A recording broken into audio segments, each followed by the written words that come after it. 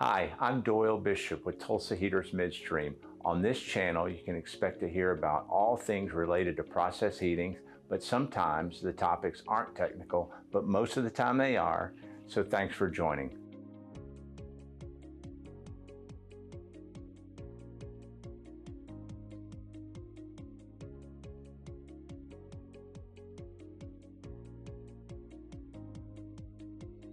Hi, today I want to talk about pilots. Pilots can be your friend or they can be your enemy. Hopefully I want to make them your friend. I'm holding a real pilot. It's bona fide. It's not a model. This is the real deal.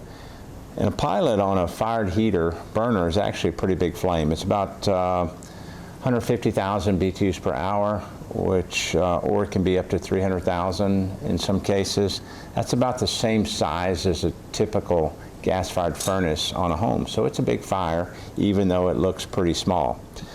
What I'm holding here is actually the tip or the windshield of the pilot.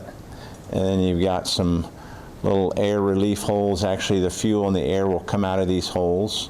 And then this is the igniter. So there's a high voltage that goes down this ignition rod and arcs over to the wall of the windshield, and that arcing will light the pilot.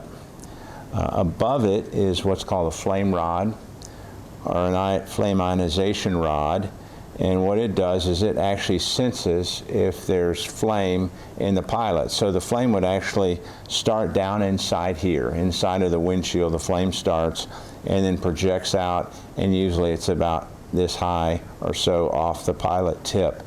The flame rod, it senses some ions in there, and in those ions you can get some conduction of electricity. So when the flame's on, electricity, a little bit of electricity will flow from the rod to the tip, which is essentially the ground, and then you can get a current signal that says, yes, I have flame, or no, I don't, if there's no ions, no flames in this region.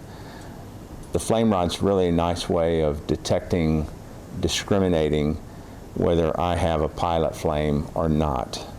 The other major things to talk about on a pilot is, this is called the venturi. So a pilot has its own air source. So I connect up fuel to this flange, compressed gas here, natural gas, and then there's what we call a spud, which is a machine piece with a really tiny orifice. You can't see it. It's about a 1/16 of an inch diameter that creates a gas jet that shoots into this venturi. This is a venturi. You can see that this venturi is open on the sides, allowing air to enter into that venturi. In fact, this jet of gas actually draws or sucks the air into this venturi. Some people call it a mixture. So you have actually a flammable mixture inside of the venturi, inside of this riser pipe going to the pilot tip. It's essentially a premix burner, small burner. The function of a pilot, the main function is to light the main burner. And I remember the first time I was introduced to a pilot, I was like, well, why don't you just light the main burner directly? Why don't you just put this igniter on the main burner? Well, it becomes a little more difficult to do when you try to light the main burner directly. One is you have to have the fuel air mixture exactly right in the zone of the spark to light a fire, believe it or not. So if I look at my drawing here, this is a typical raw gas or nozzle mixing burner. I've got main gas that comes in here down the center, and then I've got a tip here that directs this gas into this airstream coming into the burner. If I were to try to light that, I would have to get that spark ignition exactly in a zone where I had fuel and air ratio that was perfect for lighting. Hence the pilot comes into play. I can do that every time. I can have a perfect fuel and air mixture coming out of these holes, perfect for arcing a high voltage signal and lighting the pilot. That's why you want to light the pilot first, because it's repeatable. You know, every time coming out of that hole, I've got a flammable mixture. So this lights a pilot. I get a flame established. I'm going to set this to the side. I get a flame established coming off this tip. I'm going to transition to drawing now. Get a little flame here. And there's a couple of different ways of knowing if you do have flame. One I just described, which is this flame rod located inside of the tip. Now, most of the time, we're supplying a pilot without the flame rod. So if I don't have the flame rod, how can I know that I have a flame? Well, there's a device called a UV scanner that I can locate here. I'm just going to draw it like this, and it actually looks. It's looking to see if a flame is on the end of this pilot.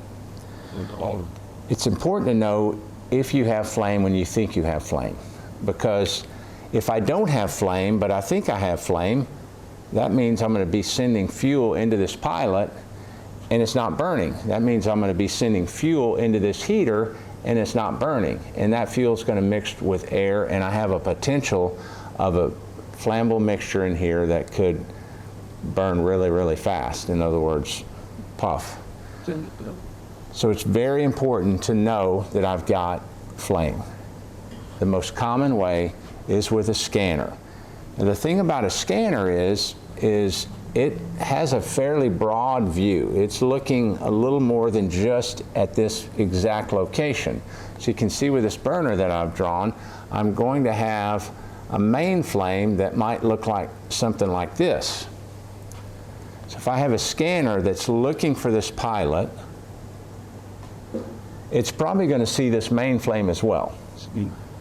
So your question is how can I do that with one scanner? Is that the right way to set up a burner and set up a burner management system with one scanner? It is if you do an interruptible pilot. An interruptible pilot means we're going to have a system where the pilot turns off. So let's go through that, how that works with one scanner. I'm just going to label this as scanner. I'm going to abbreviate. Think about how a burner or heater system starts up. First thing you're going to do is purge with air. I'm going to have this blower on for 4 minutes. These valves, these gas valves are all going to be shut.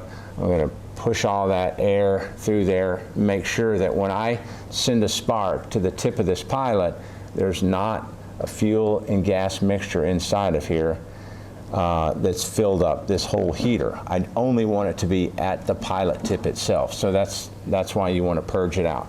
So do the purge. Then I'm going to open up a valve right here. I'm going to draw this solenoid valve. I'm going to open that up. I'm going to send a high voltage to this igniter, and then hopefully I'm going to get ignition and I'm going to get a flame right here.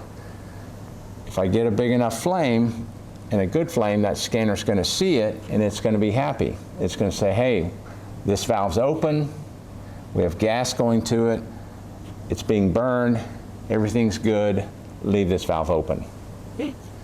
So once the pilot is lit and it's proven with the scanner, that allows me to open up a bigger valve. I'm going to draw it bigger just for fun.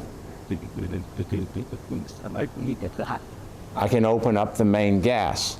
So when I open up the main gas, this pilot, its job is to light the main flame.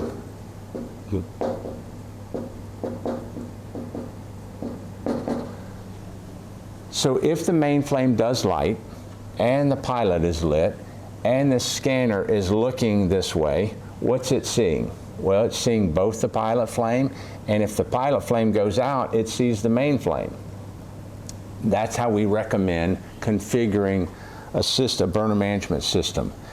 We recommend using a scanner, looking at the pilot flame, and then once the main flame is brought on, or once the main gas is brought on and the main flame is, we think, lit, we turn off this valve, turn off the pilot. That means this flame goes away. When that goes away, this same scanner that saw the pilot now sees the main flame, and it's happy again. Pilot gas valve is shut, main gas valve is open, scanner sees main flame, everything is good. We think that's the best way.